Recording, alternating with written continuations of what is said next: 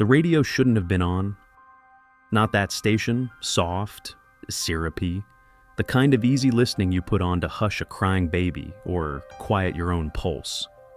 Upstairs in a narrow townhouse in Three Rivers, Michigan, a 19-year-old mother, Kathy Sue Swartz, lay in a bedroom that looked like a storm had burst and decided to stay. Across the hall, her 9-month-old daughter slept, skin warm, tiny chest rising and falling, diaper freshly changed. Somewhere in that small home, the bathtub faucet still whispered. The phone line to the pink receiver was cut, on tile. A single men's size 9 blood print. On skin and surfaces, a message you don't forget even when you try. I was here. 8s. Crimes of rage are supposed to be loud. This one was curated, like someone edited reality before you arrived. He killed, then cleaned. He tuned the music and walked away. For 35 years, a town memorized silence while a family memorized grief. Doors that used to click shut with a nudge grew deadbolts. December lights glowed a little colder. And then, on an ordinary spring morning in Beaufort, South Carolina, the quiet broke. A kitchen table, a stack of invoices, a knock that sounded like fate in a badge and a warrant. The name spoken felt impossible until it didn't. Robert Odell Waters. A plumber. A neighbor. A man who fit everywhere because he didn't seem to belong to the story. But a molecule saved in 1988 had been waiting for 2023. The same science you've seen transform cases on cold case files, forensic genetic genealogy, followed a thread from a bloodstain to a coffee cup and pulled. If you think the past still speaks, you're in the right place. Hit subscribe, ring the bell, and drop where you're watching from. Tonight, we're going to walk through the music, the footprint, the diaper, and the name, and why the ending you expect isn't the ending they got. Three Rivers never meant to be a headline. It was a map dot stitched between cornfields and the St. Joseph River, the kind of place where Friday plans meant pizza, VHS tapes, and a slow cruise past ranch houses to count which porches still kept their Christmas lights glowing. After the radio and the footprint and the cut phone line, the town did what towns do when the unthinkable happens inside a familiar room. It tried to keep breathing without changing shape. But the air did change. It thickened. And if you lived there, you felt the shift in ordinary errands. A hand lingering on a deadbolt, an extra glance across the parking lot before carrying the baby inside. That's the geometry of fear in a small place. Angles you never noticed become obstacles you can't ignore. Setting the scene means telling you what was at stake, and it wasn't just a verdict. It was the invisible math families did with their worry. Parents bought second locks for doors that had only ever needed a good shove. Grandparents who used to nap in armchairs moved to couches facing the front windows. Teenagers called home from gas station payphones and offered mile-by-mile updates on the drive back from practice. December still meant lights in windows, but it also meant blinds tilted down, just enough glow to honor the season, just enough shade to keep wandering eyes out. Safety had been a feeling. Now it had a hardware aisle and a receipt. If you grew up somewhere like this, you recognize the choreography. Neighbors leaning across split-rail fences, voices low, trying not to say the obvious aloud. Three Rivers wasn't naive. It simply preferred stories where danger came from elsewhere and left by morning.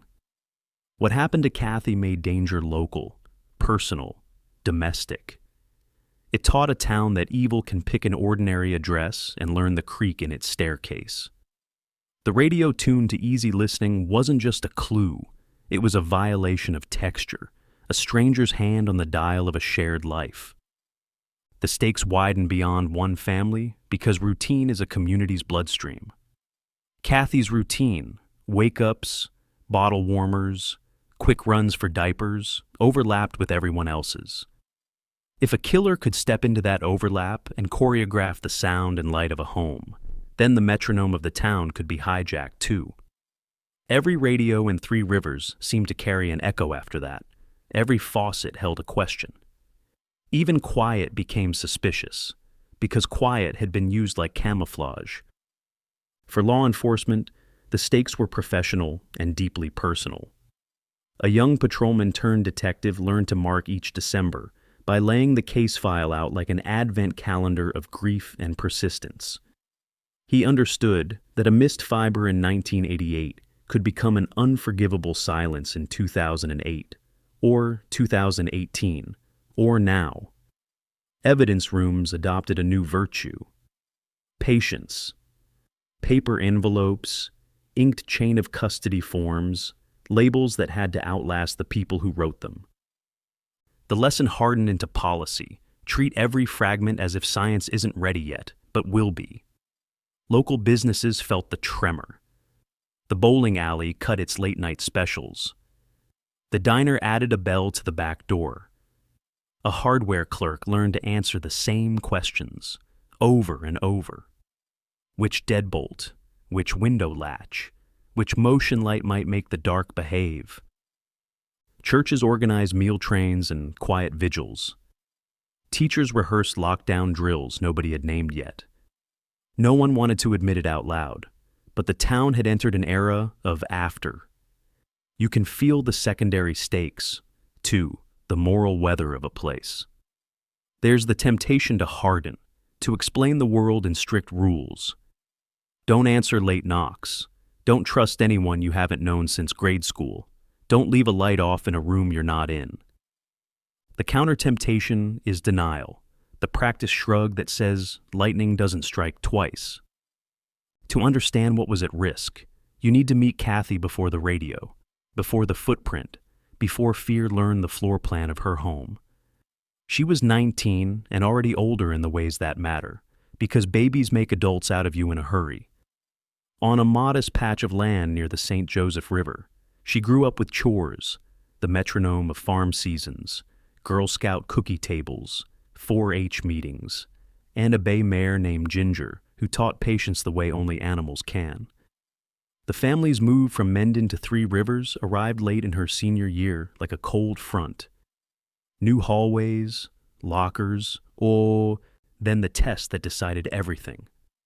Pregnant. She didn't spiral, she replanned. She left school not because she quit, but because she began. In March 1988, she named her daughter Courtney and turned a narrow upstairs apartment into a headquarters for hope, bottles sterilized, laundry folded warm, a calendar penciled with shots and paydays. Money was tight but tracked, a spiral notebook where every receipt became a sentence in the story she was writing. Kathy worked short shifts at a fast food counter, came home with fry oil on her sleeves and plans in her head. Routine wasn't drudgery to her. It was compassion, a way to keep an infant's world predictable. By September, she was dating Michael, a paper plant shift worker. He wasn't Courtney's biological father, but he showed up like he wanted the job. They played board games on the carpet and made the apartment festive with ribbon and light. Kathy's happiness was ordinary on purpose, built from small choices that stack into a future. Here is where the psychology matters. Kathy's traits, conscientious, agreeable, conflict-averse unless her child was threatened, map to what clinicians call secure attachment under strain. She favored routine because routine keeps babies calm and budgets stable. Routines, though, are visible. They timestamp a life. If you've ever lived by a schedule, you know the paradox. The habits that keep you safe also make you legible. Someone watching learns when you carry the baby inside, when you take out trash, when the door stays unlocked for 2 minutes because your hands are full. Do not confuse legibility with blame. Kathy didn't invite harm, she made a home. The risk she carried is the risk many 19-year-old single mothers carry in a country that tells young women to be endlessly accommodating and endlessly vigilant at the same time. She was careful with money, generous with trust inside her circle, alert to obvious danger, and naive only in the way decent people are, unable to imagine a stranger staging a mood inside her rooms. December brought ceremony. She topped the tree with a star and wrapped plush Muppets for Courtney, pressing tape corners flat as if precision itself could bless the morning to come. If you've watched Cold Case Files, you've seen how these domestic details become anchors. A life arranged so clearly that intrusion looks fluorescent. In those rooms, clarity was Kathy's superpower. Her last morning likely began like 100 before it, quiet, efficient, ordinary. She boiled water, checked a list, soothed a child. What followed belongs to someone else's psychology, but what preceded it is the point. Kathy embodied a small-town ethic. Work, save, love your kid, and trust that tomorrow will look like today if you do the right things. That belief is the first casualty in crimes like this. Before a body fails, a story breaks. Telling you who Kathy was stitches the story back together so the next steps make sense, not just what was taken, but from whom. She did the right things, and that is why what comes next feels so wrong. The second-floor apartment holds the routine she built: tidy counters, a tree glowing in the living room, a crib across the hall, until noon turns predatory and edits the space in someone else's image. This walkthrough isn't spectacle. It's about control. We move slowly, as the first officers did, so you can see what they saw and feel where the logic breaks. The entry offers no drama. No splintered jam, no kicked panel, nothing that sells forced intrusion. The deadbolt sits straight, the strike plate is unbent. Absence speaks. Either the door opened for someone Kathy knew, or it opened for someone who knew her routine well enough to arrive in the slim window when she would unlatch without thinking. Inside, the quiet is curated. The living room radio doesn't play the contemporary station Kathy favored. It is tuned to easy listening, a soft soundtrack meant to blur edges and hush a pulse. In the corner, Christmas lights cast halos over packages wrapped for a morning that will never arrive. The hallway absorbs you next. On linoleum, dark drops have dried to a matte iron tone, a trail that climbs the stairs. Nothing is overturned. If this was a robbery, it would be the tidiest burglary on record. At the landing, the bathroom door stands ajar. The tub faucet murmurs at a low run, the kind of white noise people use to reset their nerves. On tile, a single bloody impression shows the clean geometry of a tread. A men's size 9, pointed toward the hall. The mirror's filmy breath suggests recent steam. No sodden towels, no open shampoo bottles, but the implication is there: contact with water, an effort to wash, or simply to feel clean enough to leave. Organized offenders change mediums, blood to water to air, to convince their bodies they have shed the moment. Across the hall, an island of mercy that isn't mercy at all. The infant sleeping. The diaper is fresh. This doesn't soften the crime, it sharpens motive. To change a baby after a murder is to assert authorship over the entire house. The intruder didn't just invade, he curated, deciding what would be heard, what would be felt, what would be found. It tells investigators two things. He had time, and he felt entitled to use it. All of that is prologue to the bedroom. The door doesn't creak, the room detonates. You don't need grisly detail to understand the violence. There is enough in the pattern. Bedding twined like rope. A nightshirt torn to threads. Surfaces stippled with impact. Rage, prolonged. There are signs of strangulation, the kind of bruising that reads hands and minutes. The terminal mechanism is blood loss, deep cuts to the neck that no one survives without immediate intervention. The weapon is absent. At the bedside sits a pink telephone. Its cord has been severed where a plea should have lived. On smooth plastic, a latent print waits like a held breath. This is the paradox of a careful offender. He knows enough to cut the line, to rinse, to tune a radio, and still he touches what he should not. Under an alternate light source, wiped words reappear on the refrigerator. Metallica, and Harley was here. On skin, faint and cruel, another message, I was here. 8. Positioning matters. Kathy's body faces the doorway with a line of sight toward her child's room.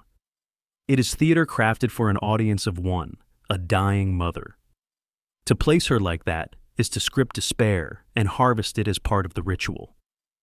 This duality explains why the scene feels both feral and precise. The offender's psychology oscillates between loss of control and manic control, fury and editing. Time is its own witness.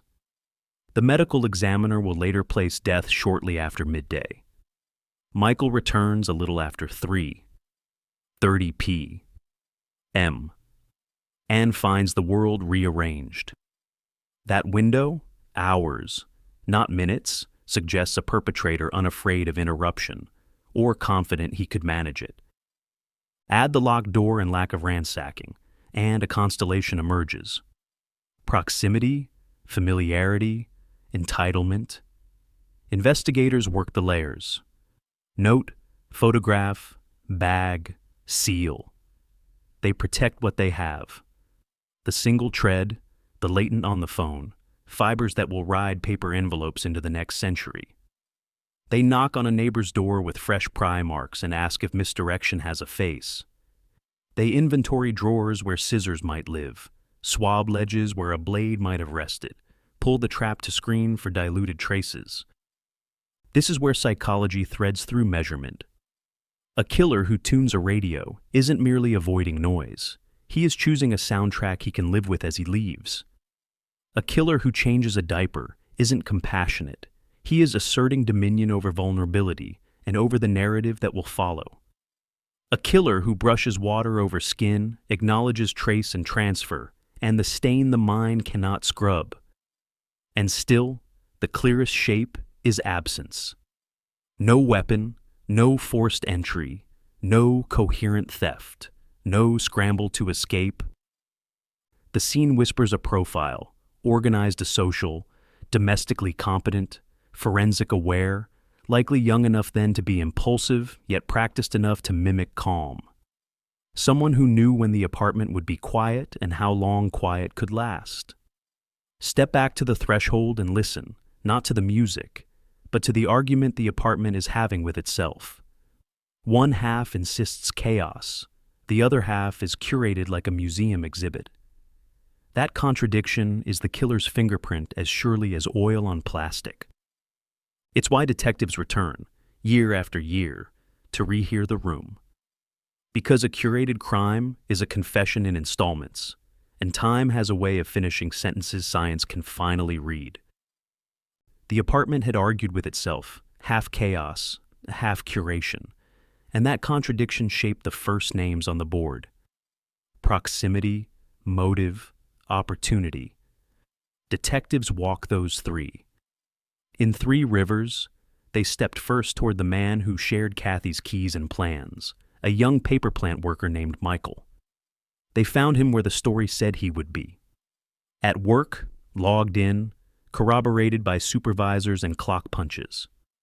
He opened the door at 3:30 p.m., called for help, and cooperated. Walkthroughs of his timeline showed no seams.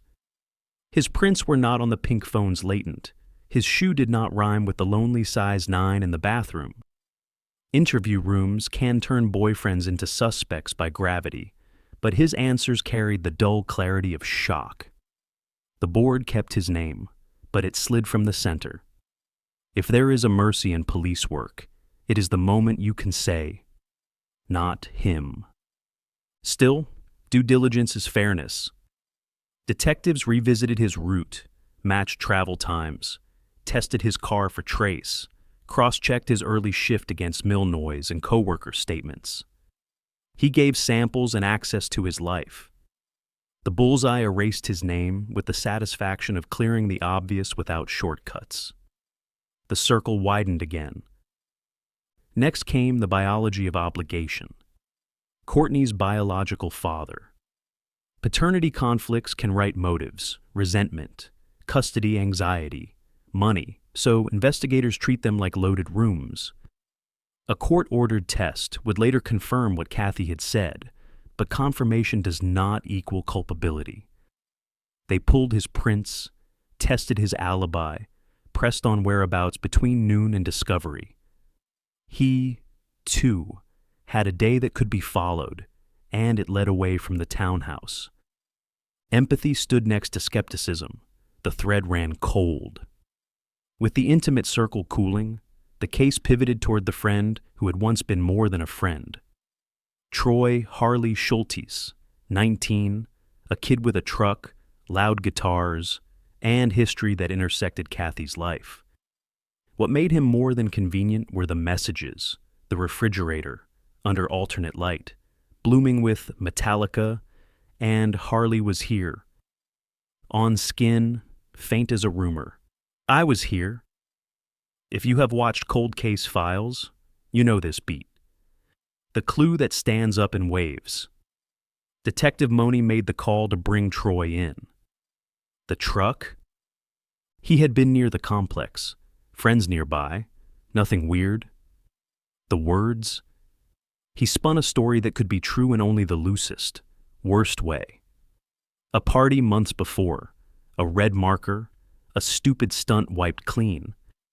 He said it like the world might nod along. But investigators had already measured the scene's clock. Noon to mid-afternoon is not a drunk midnight. The tidy house said the writer had time to curate. Not a confession. It is the weather around a person. The pauses, the micro-denials, the lean when a question lands too close. Troy's body spoke in static. He lacked a clean alibi for the crucial hours. He had motive if you squinted. Old intimacy, new engagement, wounded pride. The arrest came 3 days later. For a town exhausted by fear, it felt like heat returning to cold hands. Patrol cars at the curb. A booking photo that looked like an answer. For 9 days, relief tentatively took root. But science guards against wishful thinking. Prints came back wrong. The phone's latent did not match Troy. The bathroom's size 9 was not his size. What the room seemed to shout turned out to be ventriloquism. The case inhaled again and found itself back in cold air. Releasing a first-wave suspect is whiplash. Detectives do not get to keep a person because the narrative fits. They let him go and absorb the town's groan. Did they misread the messages? Did the alternate light reveal cruelty with no relation to homicide, a teenage provocation aging into coincidence? Or had someone smart enough to script a room also been petty enough to borrow another man's nickname and graffiti it like camouflage? Clearing Troy did not clear the fog. It thickened. Investigators expanded the radius. Co-workers, neighbors, anyone who knocked for rent, delivery, or maintenance. They mapped midday foot traffic. They dug into tool inventories and pawn slips, looking for scissors that matched the cut signature. They called the paper plant again, because procedure is repetition done on behalf of the dead. They checked dumpsters, storm drains, and shed false bottoms. They asked the same question at new angles. Inside the squad room, the psychology of the offender evolved from outline to sketch. Organized enough to tune a radio, brazen enough to shower, intimate or entitled enough to change a baby. Someone who understood how time moved there, who could stand in a bedroom with blood cooling and still adjust the volume. They pinned theories to cork. Ex, neighbor, tradesman, passerby with a practiced eye for vulnerability. Each pin had string that led nowhere firm. Ritual kept the team steady. Canvas, re-canvas. Read the transcript again and circle the sentence that hums back. If the first wave did not yield the doer, it shaped the silhouette. Not a burglar, not a stranger who burst and ran, not a lover whose rage burned quick and out. This was a man who stayed, and that single verb became the case's lodestar. If he stayed then, he might have stayed in other ways: patterns, jobs, neighborhoods, habits that do not feel like signatures until you overlay them against a December afternoon. That is where the next chapter would aim. Farther out, and paradoxically closer than anyone wanted to believe. Outside, December settled like frost on windshields, and people timed their errands by daylight. Detectives circled their map and underlined one word in the margin, stayed, and prepared to hunt for men whose lives showed the same habit of lingering after harm too. Stayed became the town's reflex too. If the killer stayed after harm, people would stay ahead of harm. Stay on lit streets, stay on the phone until a loved one reached the door, stay in view of neighbors when unloading groceries. Three Rivers learned a choreography of vigilance that looked ordinary from a distance and exhausting up close. The hardware aisle did brisk business: deadbolts, window latches, motion lights, and door chimes that pinged like conscience. Ritual replaced rumor. Fear didn't roar, it nested. It lived in pocket rituals. Keys between fingers, porch lights left on until the last teenager texted home, radios tuned to news instead of music because headlines felt sturdier than melodies. Parents measured the world in segments, parking lot to elevator, sidewalk to stoop, and taught routes like multiplication tables. Teenagers negotiated new curfews and traded bravado for buddy systems. Grandparents who once napped by open windows angled chairs toward doors and learned to read silence like weather. Security became a behavior, not a mood. Memory made accomplices of objects. Pink telephones became symbols, radios became arguments, bathtubs became uneasy silences. December lights felt different, still bright, edged with a small grief. In churches, the prayer list lengthened to include patience for detectives and rest for a young mother whose name everyone could say without checking a clipping. The case threaded itself through errands and rituals until ordinary places wore a faint outline of caution. Schools adapted their own liturgy of caution. Counselors visited homerooms to talk about safe choices without turning prudence into paranoia. Lockdown drills, not yet standardized, were rehearsed with the gentleness of a community inventing new language. It wasn't hysteria, it was consent to a shared alertness. What fear threatens to steal, ritual tries to return. Agency. Flip the porch light, hear the chime, and you assert authorship over the evening. Swap phone numbers with neighbors and promise to call at set hours, and time becomes a safety net. These are small, stubborn, American gestures, a town deciding that decency must be defended by design. If you've watched cold case files, you've seen communities build these defenses while waiting for the page to turn. But ritual has a twin: memory, the quiet curator. It kept Kathy present without exploiting her. A photo on a church notice board, a candle on a windowsill the first weekend of December, a scholarship jar at homecoming to support a child who had to grow up faster than anyone planned. Detectives joined these observances in uniform and in plain clothes, because presence is a promise. Stayed, then, was not only the killer's verb, it was the town's vow. Fear stayed, yes, but so did fellowship. So did the expectation that science would someday catch up to secrets. When the file took its annual place on a detective's desk, that, too, was ritual, paper and patience answering a December that would not release its grip. Three Rivers kept living, not unchanged, but unwilling to surrender its story to the man who tried to edit it. The case didn't stall so much as it settled, like snow that refuses to melt. The squad room traded adrenaline for ritual. Evidence preservation isn't glamorous, devotion measured in stickers, seals, and signatures. What survived the first days became the town's bet against forgetting. A latent ridge on a pink telephone and fibers bagged with air enough to breathe. Each item was less a clue than a promise. When science is ready, we will be ready too. Chain of custody is the spine of that promise. In 1988, the tools were simpler, but the principle was sacred. Every handoff must read like a lineage. A name, a date, a time, the condition of a seal. If a sticker peeled, it was replaced. If ink faded, the label was rewritten. Paper ages, process doesn't. The department treated cardboard like a reliquary, store boxes high and dry, separate heat from hope. The long winter required humility. Early CODIS checks promised a miracle, but the samples were small and the technology unforgiving. Analysts tried, failed, documented, and resisted the temptation to use the last swab on a maybe. They left room for a better lab and a better day.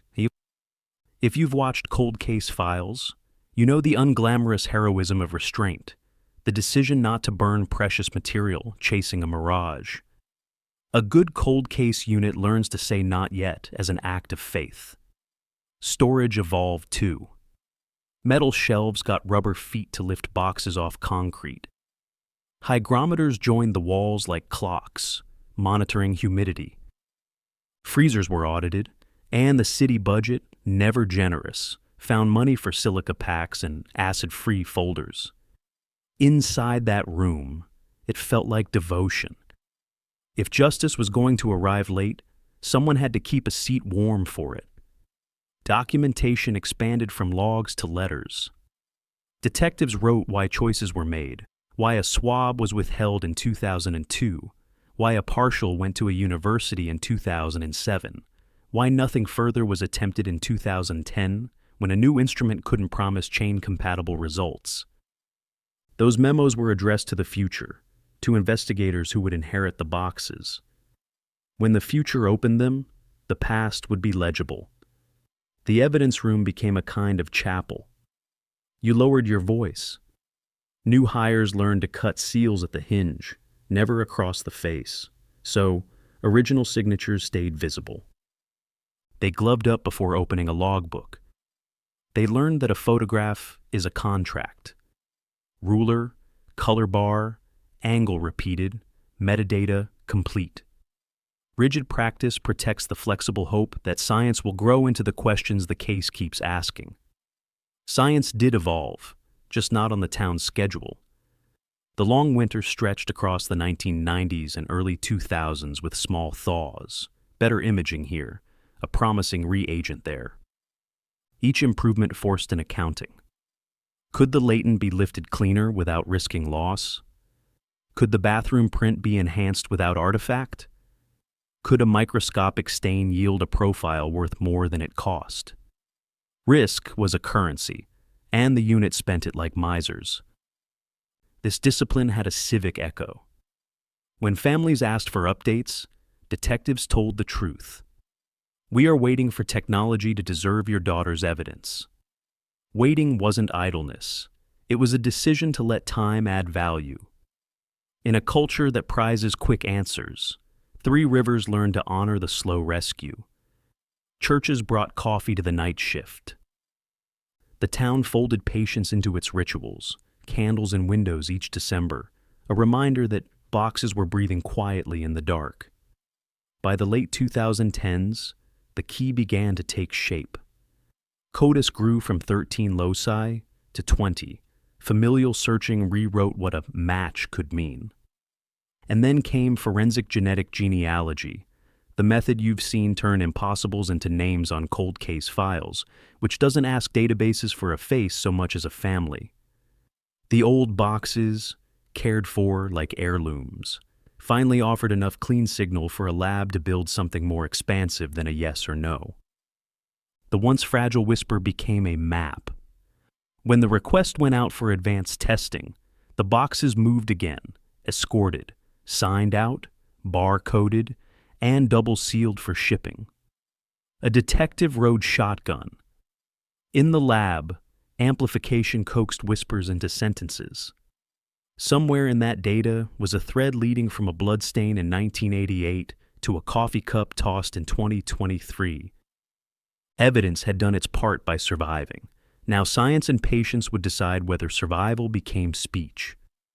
What Three Rivers learned is simple and transferable. Justice can be late without being lost if people treat time like a partner.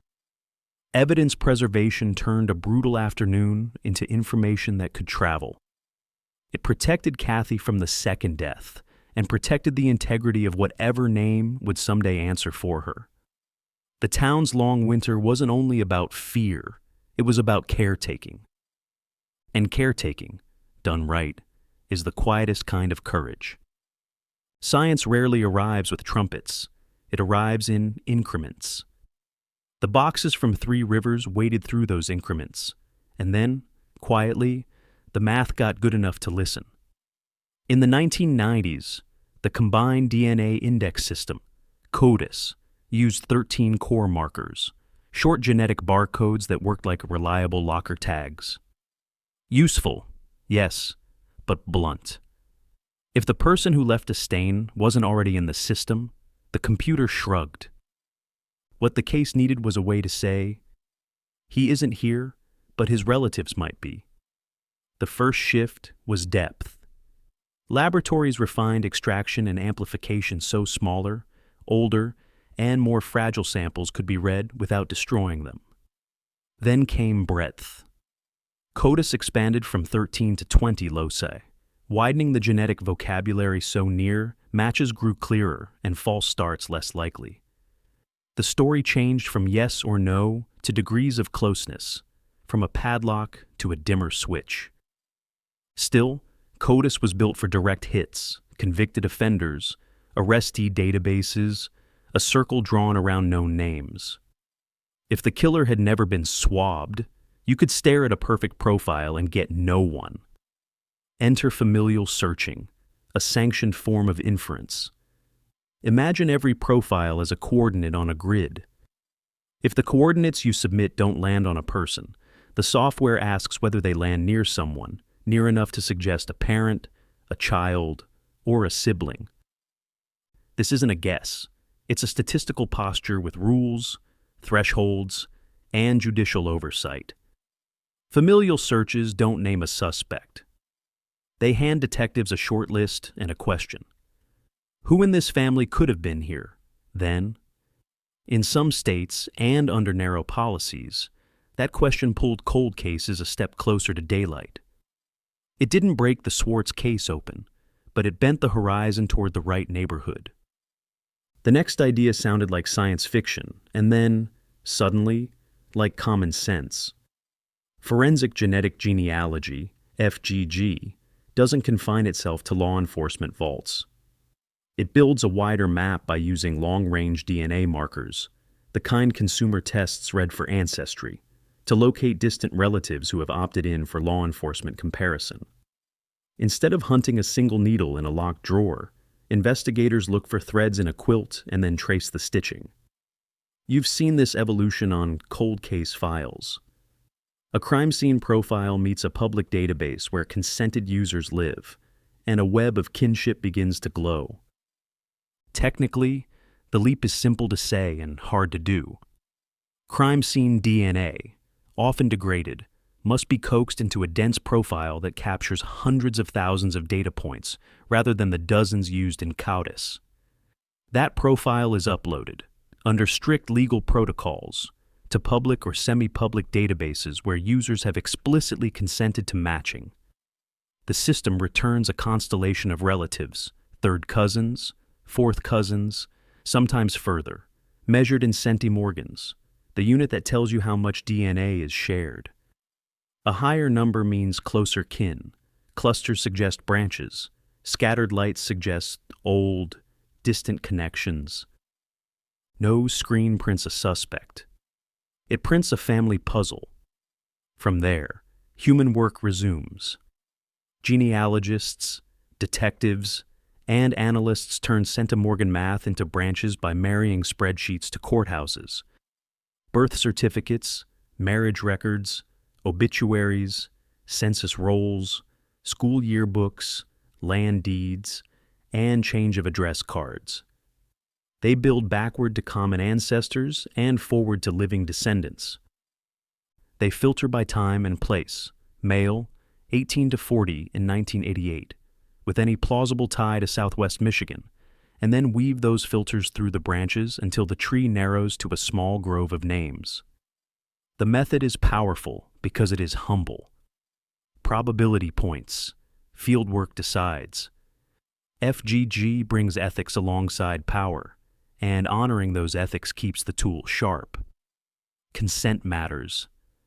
Participating databases require users to opt in specifically for law enforcement comparisons, and agencies operate under policies that limit FGG to violent crimes and unidentified remains. Warrants, audits, and accreditation form the guardrails. Transparency, explaining, in plain language, how a distant cousin's choice can one day help name a killer, builds the public trust that keeps the ladder standing. When Cold Case Files covers these cases, the most moving moments are rarely the lab close-ups. They're the family's hearing, at last, how a painstaking, ethical process restored a name. Back in Three Rivers, the progression felt like weather. CODIS said, "Not in this drawer." Familial Searching said, "Close to this drawer."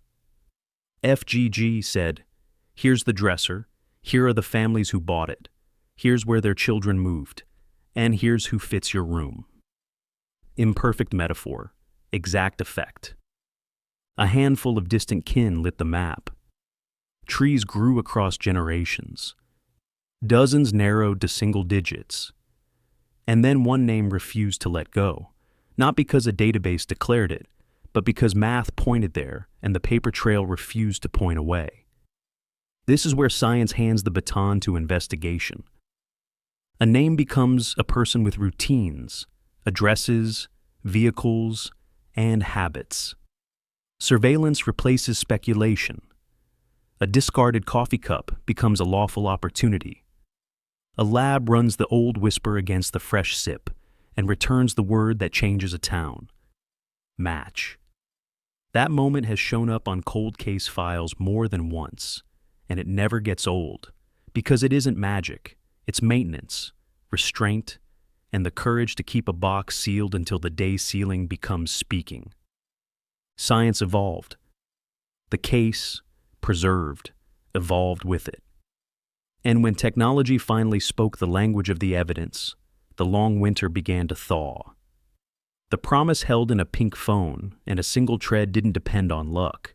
It depended on people who kept faith with process until math could keep faith with them.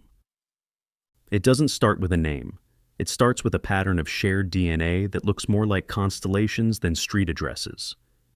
The profile from Three Rivers, finally dense enough to speak, entered consented databases, and the screen answered with distant cousins measured in centimorgans. Not parents, not siblings, but third and fourth cousins, people whose grandparents might have shared picnics without knowing why their branches overlapped. From those scattered lights, a map was possible if someone patient enough would translate stars into roads. Enter the builders. A forensic genealogist and two detectives who treated paper the way surgeons treat sterility. Their tools were not exotic: spreadsheets, flowcharts, courthouse records, obituary clippings, city directories, and the stubborn empathy it takes to read between the lines of a life. Each match on the screen became a person, then a family, then a pair of great-great-grandparents that 2 or 3 matches held in common. Backward first. Anchor the tree in the 19th century where names fossilize in land deeds and marriage ledgers. Forward next. Trace every descendant until the branches reach 1988. It isn't glamour, it's gravity. With every birth certificate and deed, the lights on the map gathered into clusters. As 7 generations emerged, the spreadsheet swelled past 2,000 names, about 400 people, and the question changed from whether the family could be found to which living branch could hold an answer. Filters answered that. Male, 18 to 40 in 1988. Any plausible tie to Southwest Michigan. Military postings that place some branches out of state. Incarcerations that make others impossible. Death records that prune the rest. The list tightened from a fog to a handful. Roughly 40, then 38, the kind of number that puts adrenaline back in a squad room. But lists aren't arrests. The team kept building. You could feel the human story under the math.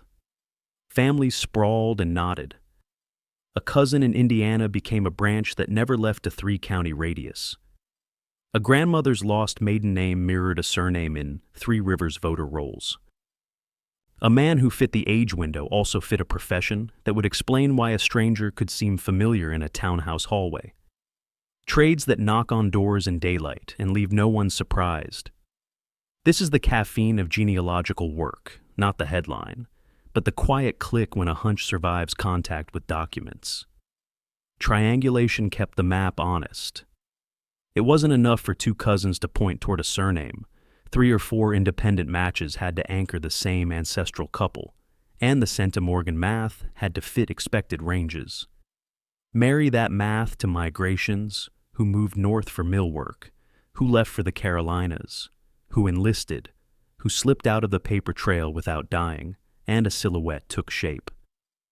By winter's end, the silhouette balanced on 7 names. Everyone was male, everyone plausibly present in Michigan, everyone living a life that could intersect a young mother's routine without leaving much ripple. Now the work turned local and contemporary. Property records said where they lived in 1988. DMV snapshots said what they drove. Social mapping, yearbooks, softball rosters, church directories asked a blunter question. Who might have brushed past Kathy's circle without joining it? The 7 became 3, then 2. 1 resisted elimination.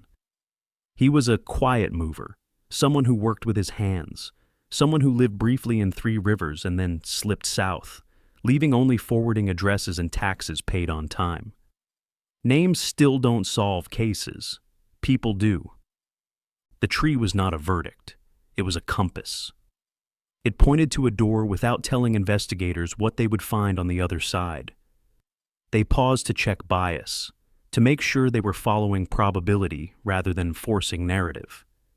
They revisited branches to confirm that a dead end was truly dead, that a cousin's story about a long-gone uncle could be proven in records and not only in memory. They kept a parallel list of near fits, because humility is part of the method. What the builders delivered at last was modest and monumental at once. A short list born of math, paper, and patience. It was modest because it did not claim certainty. It was monumental because it turned a cold case from abstraction into addresses. For the first time in 35 winters, detectives had not just a name to wonder about, but a strategy to test one. Coffee shops to sit near. Trash cans to watch. A way to move from family to person with a chain of reasoning they could defend in court and explain to a grieving town. The corkboard looked less like a galaxy and more like a route. Centimorgans became doorbells. Obituaries became mile markers. Yearbook captions became alibis to confirm or break. Through it all, the ethic remained steady. Every step taken on the family map must be one you can account for out loud. Consent, policy, and documentation kept the ladder standing while the team climbed. That conversation could finally happen. Which brings us to the simplest, hardest pivot in any genealogical case. Stop drawing and start watching. A shortlist is a promise, not a destination. It hands the baton to surveillance and says, with immense respect for the evidence room that made this possible, take it from here. 7 names are manageable in a squad room and unmanageable in a courtroom, so the team treated the shortlist like a living experiment. Each candidate earned a column. Age in 1988, last known addresses, workplaces, vehicles, overlap with Kathy's daily routes, and any benign pretext to stand at her door without raising alarms. Reduction has a grammar. Remove what cannot be. Pressure test what remains. Then repeat until the noise gives up its seat to signal. Number 1 fell fast. Military orders covered December. Pay records and leave rosters lifted him off the map. Number 2 had a signed utility start in Colorado. Date, meter number, clerk initials, putting him 1,000 miles away. Number 3 was in county jail. Booking sheets and mail logs made that immovable. 4 and 5 drifted until photographs and church bulletins anchored them in out-of-state wedding parties on the critical weekend, the dates inked by a meticulous aunt who saved everything. Number 6 looked viable until a speeding citation and a tow receipt pinned him 2 counties away at noon. Paper, not hunches, did the cutting. 2 columns survived, and 1 refused to behave. He had been 18 that winter. He'd held a brief 3 Rivers address that overlapped with Kathy's routines: trash pickup day, the same stretch of mailbox road, a laundromat within walking distance. He worked with his hands in jobs that make knock and enter contact feel normal. Nothing flashy, nothing loud, just a pattern of showing up in daylight and fixing problems people wanted gone. His paper trail thinned exactly where the town's memory thickened. The genealogical math didn't name him. It refused to eliminate him. Centimorgan clusters kept swinging toward his branch like a compass that finds north even when you rotate the chart. Run his known associates against yearbooks and payroll ledgers, and a quiet echo appears. He intersected spaces where Kathy's world moved, never long enough to anchor socially, always long enough to feel familiar in a hallway. That liminality, close, then gone, fit the scene's psychology too well to ignore. The bias checks came next. The team wrote a red team memo arguing the opposite case. Overlapping routes do not equal guilt. The tradesman theory can seduce. The diaper aftercare detail can mislead. A curated scene can frame coincidence as fate. They retested the other surviving column with equal rigor: bank box keys, DMV renewals, union rosters, deer tag stubs. Under stress, the competitor's alibi sharpened. The first man's blurred into convenient generalities. Endgame work gets smaller and more ethical. Postcards, hunting licenses, warranty cards that prove a body at a counter on a certain date, a warranty stamp that turns a memory into a minute. The remaining candidates' records showed negative space where pins should be. Taxes paid, inspections passed, almost no fingerprints in public life. Silence isn't proof, but it is shape. A surveillance plan wrote itself. Neutralize, no contact, lawful collection only. Coffee shops, convenience stores, the rhythm from truck to front door and back. The instruction was simple. Don't chase a confession, chase a cup. Genealogy narrows you to a person. DNA, old whisper to fresh sip, confirms a name. 7 became 2, and 2 became 1, not by flourish, but by a string of small, defensible decisions. The column that would not go away acquired a headline. On the spreadsheet, it read ordinary: Robert Odell Waters.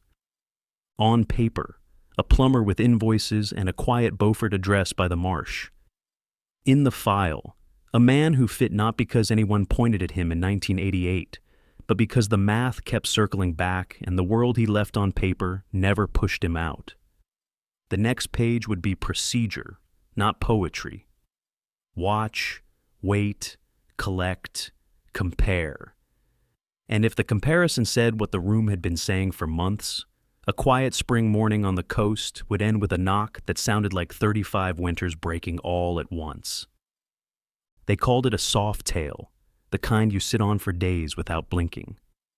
No interviews, no knocks, no ripples, just a pair of unremarkable sedans rotating curbside near a tidy Beaufort duplex where invoices piled neatly on a kitchen table.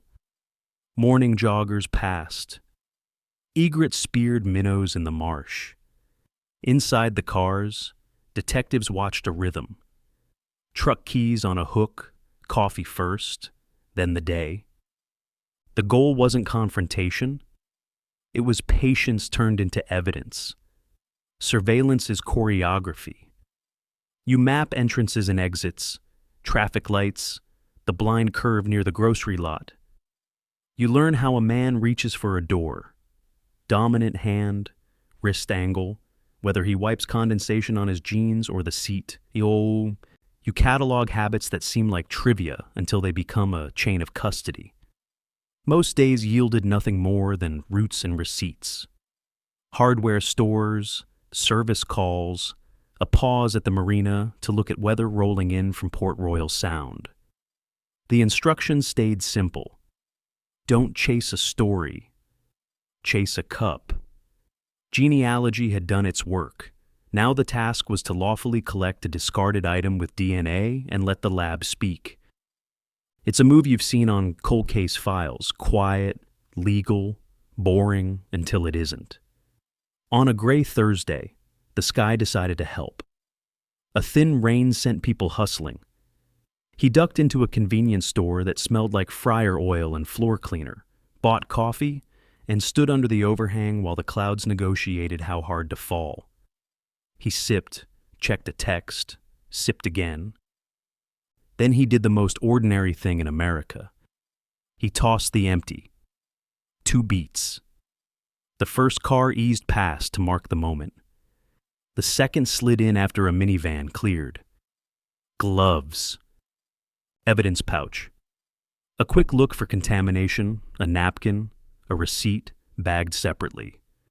Seal. Sign. Time. Location.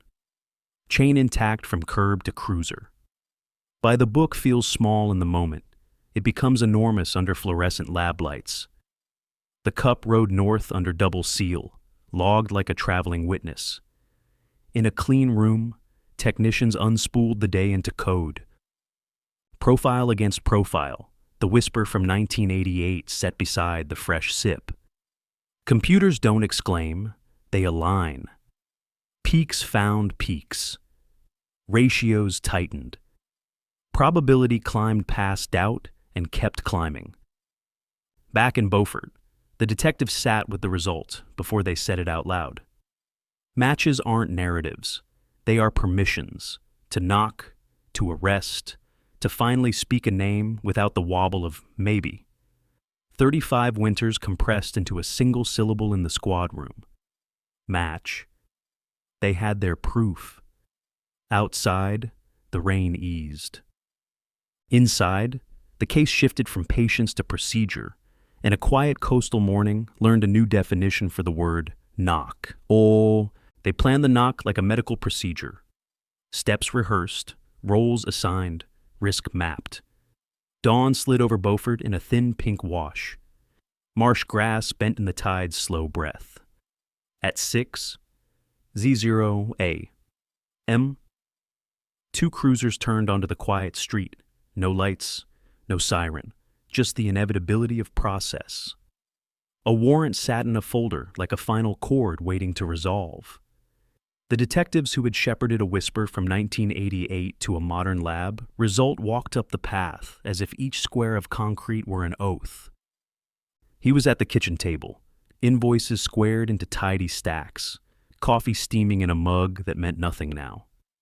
A fist on wood, the practiced announce. Mr. Waters, detectives with the Michigan State Police, assisted by Beaufort County. We have a warrant for your arrest in the 1988 homicide of Kathy Sue Swartz. The words landed with the weight of 35 winters. He blinked, not theatrical, more like a man whose brain needed to buffer a new reality. What? The syllable sounded like a stall more than a question, a reflex searching for yesterday. Procedure never blinks. Hands visible. Step back. Turn. Cuffs. Each move captured by a body cam, because truth deserves receipts. He followed instructions, jaw tight, eyes flicking once toward the invoices as if a bill due next Tuesday might yet pull him back into the unremarkable life he'd curated. The detectives recited his rights in a steady, even tone. The house smelled of coffee and detergent and a past he no longer owned. Neighbors watched from blinds. One woman in a bathrobe hugged her elbows and whispered, "Bob?" Beaufort is gentle by habit. It learns hardness quickly. Word migrates faster than gulls along the river. By noon, someone would text a link to cold case files clips about DNA and coffee cups, proof that science has a long memory when people try to forget. At the curb, he paused before ducking into the cruiser, a small hesitation like muscle memory arguing with fate. The detective at his shoulder felt the weight of the moment without celebrating it. Justice isn't a parade. It is paperwork done right after a promise kept. Chain of custody extended now to a person. Transport logs, medical checks, the quiet bureaucracy that honors victims by refusing shortcuts. Back in the squad room, the file that had wintered on a desk for decades finally felt lighter. A name no longer floated. It sat. The path from a pink phone to a coffee lid had arced into a front door. Whatever happened next, a courtroom, a plea, or a silence, would unfold inside a framework earned by patience. The knock had resolved the chord.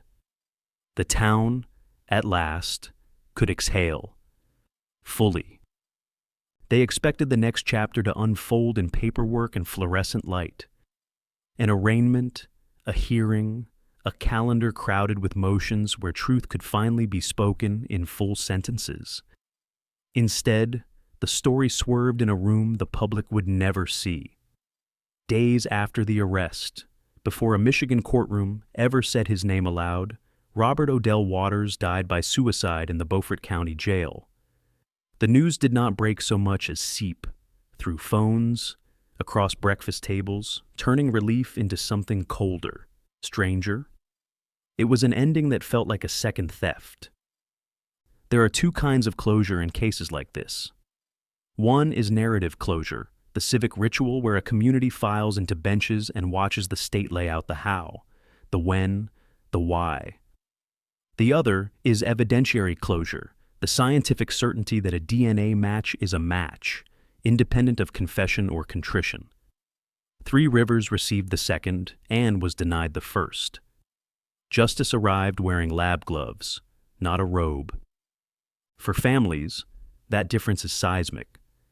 A trial is not therapy, but it is a structure for grief.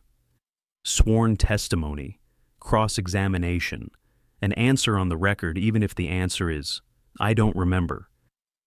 People needed to hear someone say out loud what the evidence already knew, that a man walked into Kathy's home at midday, curated the air, changed a baby's diaper, and left her to die.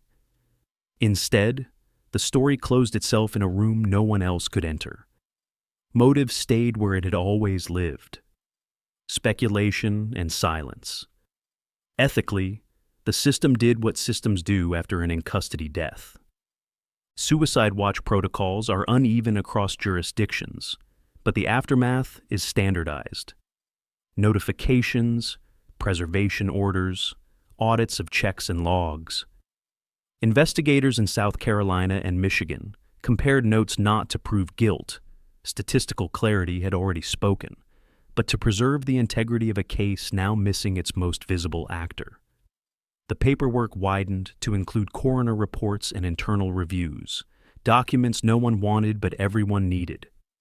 Justice is not just outcomes, it is process you can explain out loud. If you've watched cold case files, you've seen this bitter variant before. Science names a suspect, process moves, and then the person at the center makes a final unilateral decision. It feels like theft, a second taking layered upon the first. It steals the confrontation, the allocution, the moment when a family can look at a defendant and decide whether to meet his eyes. It steals the chance for a jury of ordinary people to weigh ordinary facts and say the extraordinary word. Guilty. What, then, did justice miss? It missed the communal reckoning of a trial, the civic education that happens when evidence gets translated into narrative under oath. It missed the possibility, rare, but not nothing, of a confession that fills the space between act and motive. It missed the long arc. Sentencing, parole hearings, years of anniversaries where a community reaffirms that memory outlasts harm. A courtroom is a stage for accountability. An empty cell is a period where a comma should have been. And yet, the arc still bends. The name is on the record. The method that found it withstands scrutiny. The chain of custody that protected a pink phone, a footprint, and a coffee lid is intact.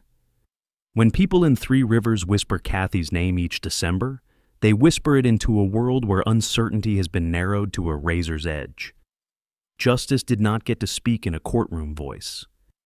It spoke anyway, and the town, accustomed by now to long winters, chose to hear.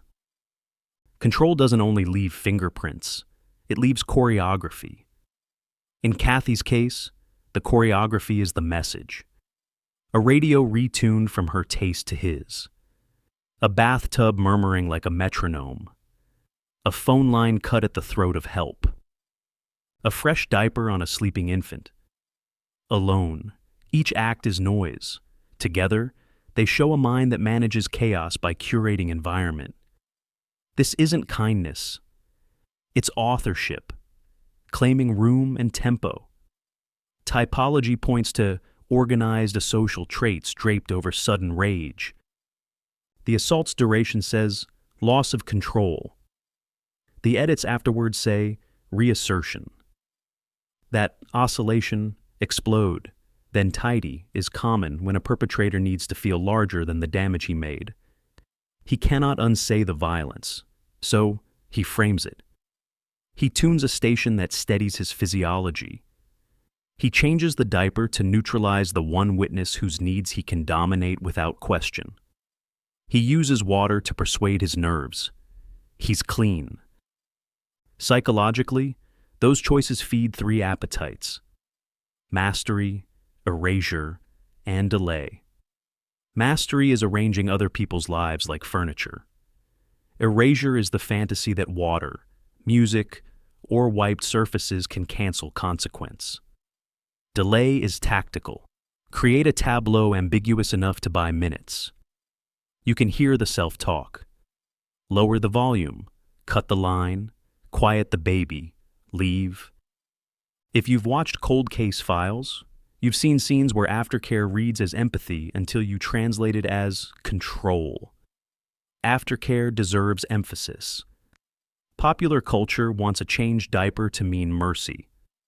Clinically, it is usually instrumental empathy, behavior that looks caring while serving power. He didn't protect the child. He protected the version of himself that cannot tolerate crying, mess, or witnesses. He wanted the room to obey him, including the infant's body. Aftercare also buys time. A quiet nursery won't summon a neighbor while he resets the space and exits. The severed phone speaks to forethought and to temperament. Cutting it is a preemptive strike against interruption, but also a symbolic act for someone who experiences boundaries as insult. The radio is sensory governance. Many offenders self-soothe through sound. Some pair music with post-offense routines, creating a ritual loop that can re-trigger later. Access matters. No forced entry implies familiarity or timing. The profile tolerates both. A known face or a daylight pretext like tradeswork, deliveries, or neighborly errands. The confidence moving through bathroom, nursery, bedroom suggests practice. He didn't explore, he executed. That economy maps to offenders who rehearse control elsewhere. Relationships where compliance is extracted, jobs where strangers open doors, routines built around entering, fixing, and leaving with minimal friction. Long-term behavior often mirrors the scene. People who curate crime scenes tend to curate lives. Outwardly, they look responsible. Steady work, tools in order, invoices aligned, a truck you can set your watch by. Inwardly, they compartmentalize, partitioning the self that explodes from the self that pays bills. They chase situations that reward competence and reduce scrutiny. When stress spikes, rejection, humiliation, financial squeeze, they reach for the oldest coping strategy they trust. Domination. Second-person truth. You expect monsters to look like warnings. They usually look like help, someone who can fix a leak, lift an appliance, carry a ladder up your stairs. That camouflage isn't incidental, it's the operating system. The scene in Three Rivers reads like a rehearsal by someone long allowed to move through other people's homes without raising alarms. What does the profile predict? Post-offense relocation within months. A preference for jobs with variable routes, daytime access, and loose supervision. Romantic histories marked by control, jealousy, or sudden withdrawals. Few arrests outside the central violence. Organization curbs impulsive public acts. And an abiding need to quiet internal noise, hence the radio, hence the water, especially around anniversaries. Profiles don't convict, they constrain. They tell investigators where to look and, crucially, where not to. Here, ritual, control, and aftercare narrowed the field to a young man in 1988 who mastered domestic space, managed arousal through environment, and believed silence could be engineered. Science later found his name. But the room had been speaking his psychology all along, and if you listen closely, it still is today. Forensic genetic genealogy didn't solve this case by magic. It solved it by consent, policy, and paperwork. The science is dazzling, but the covenant underneath is simple. People who upload to participating databases must explicitly opt in to law enforcement matching. Agencies must stay inside clearly written rules, and every search must be auditable. That covenant is why a thread from 1988 could be pulled in 2023 without tearing public trust. Ethics starts at the door. Investigators used FGG here only because the crime was violent and unresolved. The evidence was lawfully obtained and preserved, and traditional database searches had failed. No fishing expeditions, no shortcuts. The profile generated for genealogy was walled off from CODIS, stored separately, and handled under laboratory accreditation, because good science is repeatable and good ethics are legible. Warrants covered what required warrants.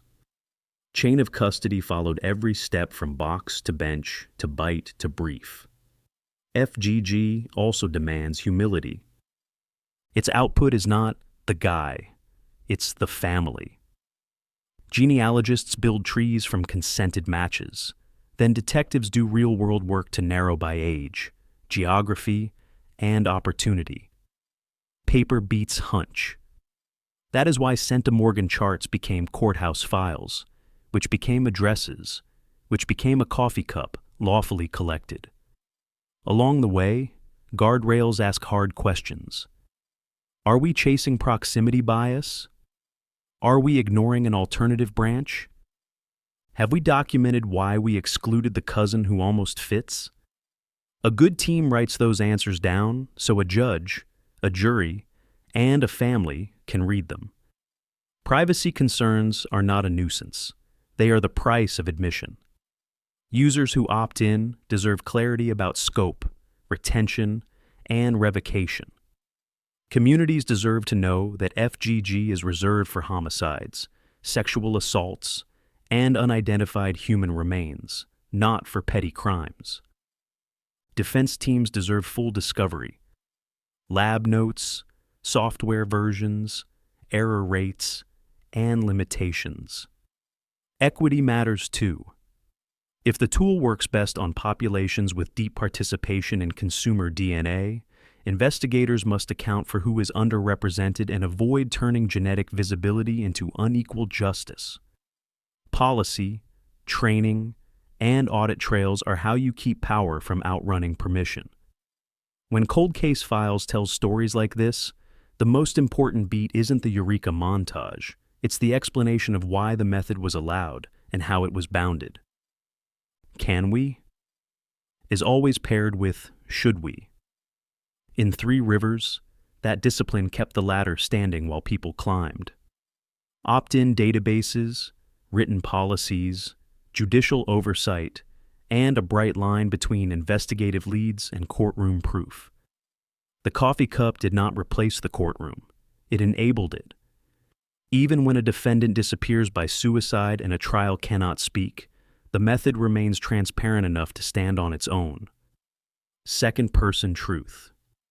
If you've ever mailed a tube of saliva, check your settings. Decide whether you want to be part of this social safety net. If you opt in, you're not just a data point. You're a volunteer witness across time. If you don't, that choice should be honored without penalty. Either way, informed consent is the engine. FGG, done right, isn't a shortcut. It's a bridge built slowly enough that everyone can walk across and look down without vertigo. That is how a pink phone's whisper became a family tree, how a family tree became a name, and how a name, at last, returned a measure of truth to a town that refused to forget. Truly, in Three Rivers, December still arrives on schedule.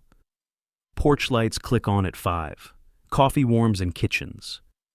The town did not get the theater of a trial, but it did get the dignity of an answer. A name is not the same as a motive, yet names matter. They let a community assign responsibility outward instead of inward. It remains grief, but it is no longer guesswork.